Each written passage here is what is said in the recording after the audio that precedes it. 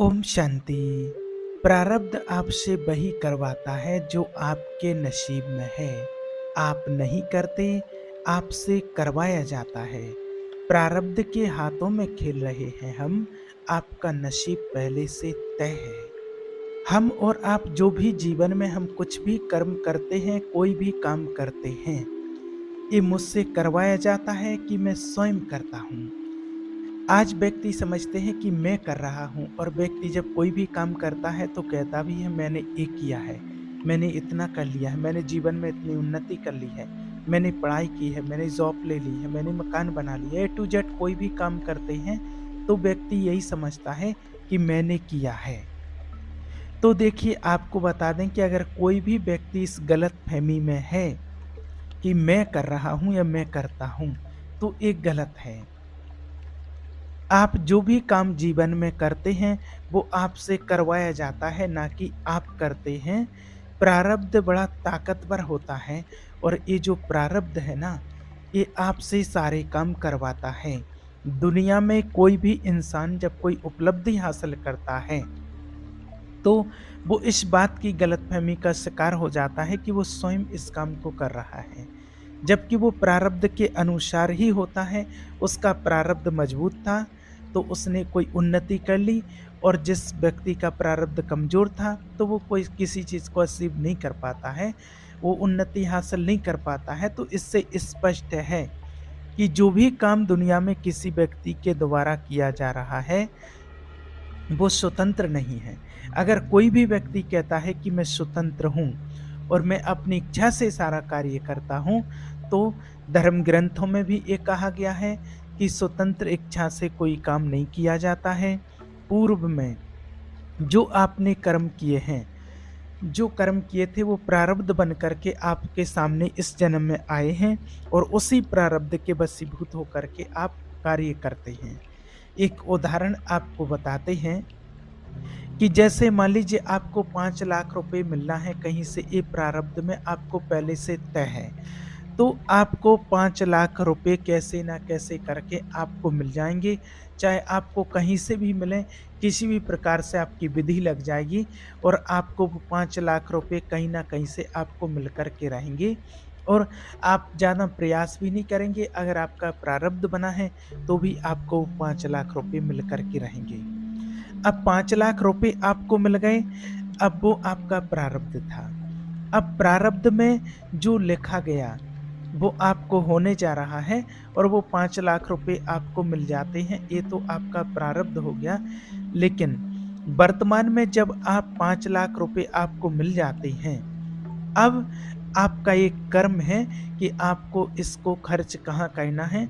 आप उससे शराब पी लेते हैं, उल्टे-सीधे काम कर लेते हैं, आप कहीं वेश्यालय में उनको ख़त्म कर देते हैं, खर्च कर देते हैं, नृत्य देख कर के उसको खर्च कर देते हैं, मांस-मदिरा का सेवन करते हैं, या आप किसी पुण्य कार्य में लगाते हैं, किसी अच्छे काम में लगाते हैं। और अगर आप अच्छे काम में लगा रहे हैं, दूसरों की मदद कर रहे हैं, और अपने खुद के अच्छे कार्यों में लगा रहे हैं, और जिससे और लोगों का भला हो रहा है, ऐसे काम में आप लगा रहे हैं, तो ये आपका पुण्य बन रहा है।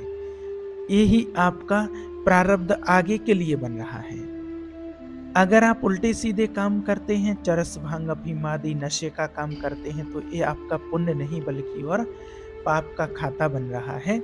और ये भी आपका प्रारब्ध बना था, जो कि 5 लाख आपको मिलना था, और उसके बाद आप अब कर्म कर रहे हैं, जो आप उस पैसे को खर्च कर रहे हैं, और उसी के अनुसार फिर प्रारब्ध बन कर के आपके सामने आएगा।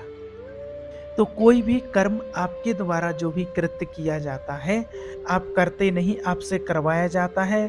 प्रारब्ध के अनुसार उस कार्य को करते हैं, और उसी के अनुसार फिर नया प्रारब्ध बनता है। एक कर्म और प्रारब्ध दोनों साथ-साथ में चलते हैं। अब बात यहाँ ये आती है कि प्रारब्ध में है, तो फिर कर्म ही क्यों करें हम? कई लोग ये भी कहते हैं कि जब प्रारब्ध में लिखा है तो कर्म ही क्यों करें? और प्रारब्ध बनता कैसे है? तो प्रारब्ध कहीं और से नहीं बनता, कोई और नहीं बनाता। प्रारब्ध को भगवान नहीं बनाते हैं, प्रारब्ध आप ही बनाते हैं अपने कर्मों के द्वारा। आप आज जो कर्म कर रहे हैं, तो इसका फल प्रारब्ध बन कर के आपको आगे आने वाले समय में मिलेगा। इसी जन्म में मिले या अगले जन्म में मिले, लेकिन उस कर्म का फल आपको प्रारब्ध के रूप में आगे ज़रूर मिलेगा। उसके बाद जो आपने पहले कर्म किए हैं, तो वो आज आपको प्रारब्ध बन कर के आपके सामने आ रहे हैं। जो आपने पूर्व जन्म में कर्म किए थे, वो प्रारब्ध बन कर के और आज आपके सामने आए हैं। इसलिए आप इस गलतफ़हमी में भी नहीं रहना कि प्रारब्ध पहले ही से बन कर के आता है, भगवान बनाता है, नहीं। हम अपने कर्मों के द्वारा हम खुद ही प्रारब्ध बनाते हैं और वो ही प्रारब्ध बन कर के फिर हमारे सामने आता है। और देखिए, भगवान श्री कृष्ण ने गीता में भी अर्जुन से कहा है, स्पष्ट कहा है। अर्जुन से कहते हैं कि निमित्त मात्रम भव। 11वें अध्याय के 33वें श्लोक में भगवान श्री कृष्ण जी कहते हैं अर्जुन से कि निमित्त मात्रम भव, कि तुम तो सिर्फ निमित्त मात्र हो जाओ, सिर्फ कारण बन जाओ।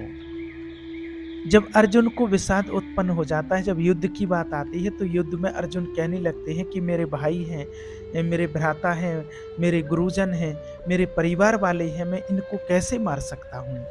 तो उस समय श्री कृष्ण भगवान समझाते हैं अर्जुन को, और एक कह कर के मैं कैसे इनका वध कर सकता हूँ, ये तो मेरे अपने परिवारजन हैं, मेरे रिश्तेदार हैं। और एक कह कर के पीछे हट जाते हैं और रथ पर बैठ जाते हैं। तो देखिए, दुनिया में अगर इंसान के साथ कोई भी काम होता है, जैसे कि अर्जुन फ्रीज हो गए हों, ऐसे जाकर के अपने रथ में पीछे की तरफ बैठ गए। अब भगवान श्री कृष्ण जी समझाते हैं कि जो तुम्हारे गुरुजन, भाई, बंधु, सखा जो भी हैं तुम्हारे, इनको तो तुम्हें मारने के लिए सिर्फ निमित्त मात्र बनना है। बाकी इनका प्रारब्ध बन चुका है और इनका तो प्रारब्ध के अनुसार इनकी मौत निश्चित है और इसी समय पर है। और प्रारब्ध ने इन सबको पहले ही मार दिया है और कहते हैं कि तुम तो समझो कि मुर्दों को मार रही हैं। निमित्त मात्रम भम सभ्य सचासन, कि तुम तो सिर्फ निमित्त मात्र हो जाओ। सभ्य साचन क्यों कहा गया है? जो दोनों हाथों से धनुष बाण चलाता हो, उसको सभ्य साचन का संबोधन यहाँ अर्जुन को किया गया है। तो यहाँ अर्जुन को कर्म की प्रेरणा देते हैं कि ये तो सिर्फ इनका प्रारब्ध बना है, तुम्हें तो सिर्फ निमित्त मात्र बनाया जा रहा है, इनका प्रारब्ध बना है। आपका जो अभी का कर्म है, आप वो कर्म करो और इनका जो प्रारब्ध बना हुआ था, वो इनको कर्म का फल उनको मिलेगा। लेकिन जो तुम कर्म करोगे और वो कर्म प्रारब्ध के वशीभूत होकर के करोगे, और यही प्रारब्ध बन करके जो आज कर्म कर रहे हो, यही अगले जन्म में तुम्हारे सामने आएगा। और देखिए, गीता में भगवान श्री कृष्ण एक तरफ प्रारब्ध की बात करते हैं और दूसरी तरफ कहते हैं कि कर्म जो किया जाए, जो कर्म करते हैं वो ही हमारे सामने प्रारब्ध बन करके आता है। इसलिए कर्म पर विशेष ध्यान दिया जाए। कभी कभी यही बात लोग फिर कहने लगते हैं कि जब प्रारब्ध में सब कुछ पहले से तय है तो कर्म करने की क्या ज़रूरत है। तो नहीं, जो अभी आप करोगे वही आपका प्रारब्ध बन करके आपके सामने आता है। कई बार ऐसा भी होता है, आपने देखा हो कि दो भाई हैं, रियल भाई हैं, और उनकी आपस में नहीं बनती है, लड़ाई झगड़े होते रहते हैं। इससे कितने केस देखे गए हैं। कितनी भी कोशिश करो, कितना भी प्रयास करो, लेकिन उनकी नहीं बनती। अब क्यों नहीं बनती है? क्योंकि उनका प्रारब्ध पूर्व जन्म का कुछ हिसाब किताब है, ऐसा बना हुआ है। बड़ा भाई छोटा भाई अगर लड़ रहे हैं तो बड़ा भाई भी इस बात को चाहता है कि मनमुटाव ना हो, जो भी कमियां हैं उसको दूर कर दें। छोटा भाई भी चाहता है कि दूर कर दें कमियों को, लेकिन लाख कोशिश करने के बाद भी प्रारब्ध ऐसा रचा गया है कि जिसकी वजह से वो होता ही नहीं है। यानी कि लाख कोशिश करने के बाद भी प्रारब्ध के अनुसार जो उन दोनों में विवाद होता रहेगा। आप किसी भी विवाद की स्थिति में पड़े रहते, मेल मिलाप दोनों में नहीं हो पाता है, क्योंकि उनका प्रारब्ध बना है, पूर्व जन्म के कुछ उनके ऐसे कर्म बने हुए हैं।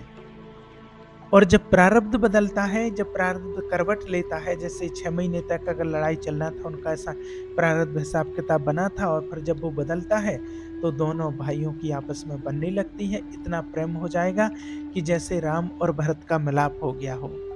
तो सारा खेल प्रारब्ध का है।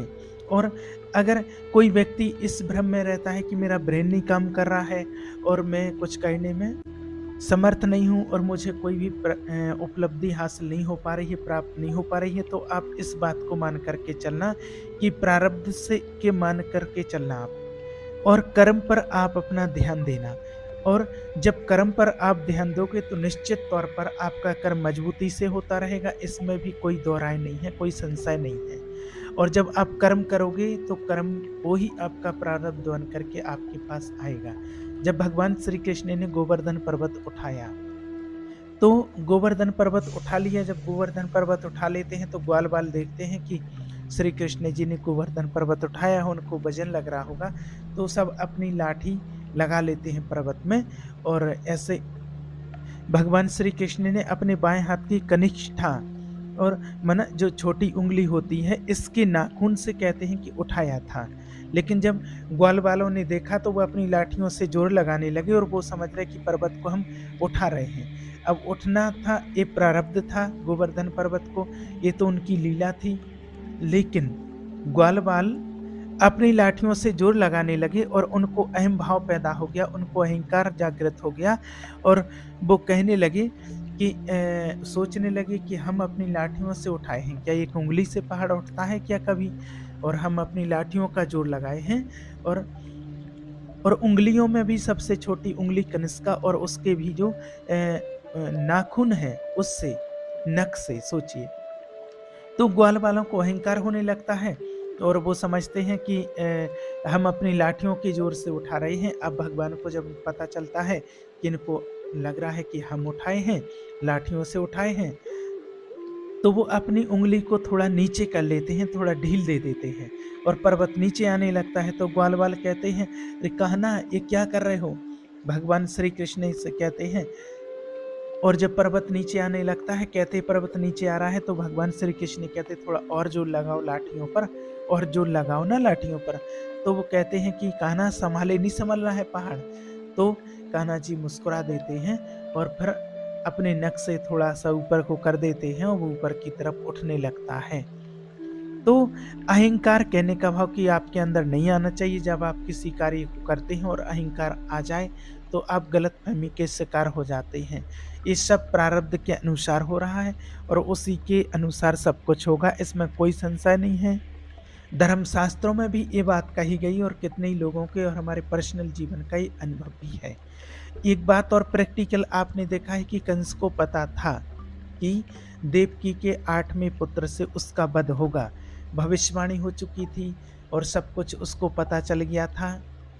तो ये प्रारब्ध में पहले ही से लिखा था, क्योंकि उसका कर्म ऐसा बन चुका था कि जिससे उसकी मृत्यु होनी थी। लेकिन उसके अब प्रारब्ध बन चुका है तो उसको मिटाने के लिए कंस ने कितने प्रयास किए कि मेरी मृत्यु ना हो। उसको मिटाने के लिए कितने सारे प्रयास किए गए। स्पष्ट कहा गया था कि 8वें पुत्र से वध होगा। तो सारे जितने उनके पुत्र हुए उन पुत्रों को मारता चला गया। उनके कंस ने वासुदेव और देवकी को कारागार में डाल दिया कि जितने इनके पुत्र होंगे तो मैं उनको मार दूंगा, फिर तो नहीं मेरा वध हो पाएगा। आप सभी ने देखा कितनी सारी कोशिश की, लेकिन फिर भी प्रारब्ध को मिटा नहीं सका। जो प्रारब्ध में लिखा था वो होकर के ही रहा है। तो ये कर्म और प्रारब्ध दोनों साथ साथ चलते हैं। किसी की नौकरी लगेगी या नहीं लगेगी, ये प्रारब्ध है। आप लाख कोशिश कर लो, कई बार ये भी देखने में मिलता है कि एक ही क्लास में कितने बच्चे होते हैं और एक बच्चा कमज़ोर होता है और एक बच्चा पढ़ने में अच्छा होता है। लेकिन एक ही स्कूल से पढ़ते हुए, एक ही विषय में पढ़ते हुए और एक ही जॉब के लिए दोनों अप्लाई करते हैं, और जो कमज़ोर होता है, कई बार ऐसा देखा गया है, उसका सिलेक्शन हो जाता है, और जो मजबूत होता है उसका सिलेक्शन नहीं होता, जो पढ़ाई में होशियार होता है उसका सिलेक्शन नहीं होता है। और ये प्रारब्ध है। लेकिन इस बात पर ध्यान दीजिए, इसमें आपको शिथिल नहीं होना है।